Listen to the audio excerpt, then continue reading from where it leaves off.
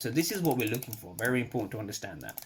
So now we're going to bring over the footprint charts. So this is where I guess the magic happens, right? So the footprint charts essentially tell you how to trade, right? So just waiting for the Discord to load.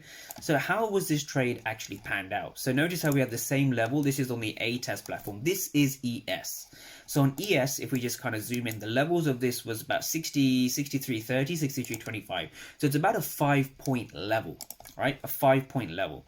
So how did this trade actually pan out? So we're going to be breaking that down. So my first entry was just before, so 14:56 in the UK. That's about just before 10 a.m. Eastern. So what were we looking for? Let's kind of break this down step by step. So let's do what I normally do in every video. Let's kind of understand this break and retest. So let's have the candles on the left-hand side and let's have the charts on the right-hand side.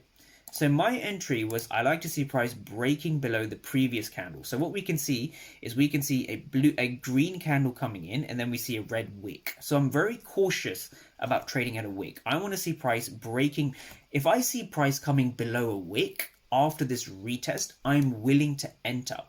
So I am willing to enter just over here with a stop loss just below this kind of fair value gap, just over here. And my first target is going to be that daily opening price, or just below that daily opening price for 1 to 1.5 risk reward. That is the first initial trade I took. And so if we take this over to the right hand side, let's see what was going on.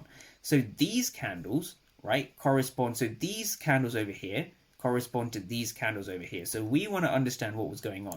So if we kind of zoom in a little bit, what we can see, right, let's read the numbers. 7 for 143, right? This number stood out to me. This number definitely stood out to me, and also so did all of these over here. So first of all, let's go over what 7 for 143 means, right? So I've been through this in every video. What forms a true supply area? So the thing that forms a true supply area is you want to see sellers in control.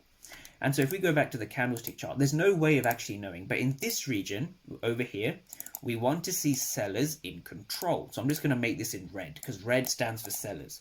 But when you go to the order flow footprint charts, you're going to see a lot of blue. Blue.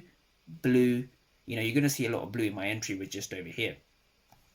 So technically, yeah, my entry was just about here. So what was going on here? So when you see 7 for 143, the 143 means there were 143 aggressive buyers, right? There were 143 aggressive buyers. There were only 7 aggressive sellers, right? So we have the bid and we have the ask. The bid is on the left and the ask is on the right. So when you see 7 for 143, that means there were a lot more aggressive buyers than aggressive sellers.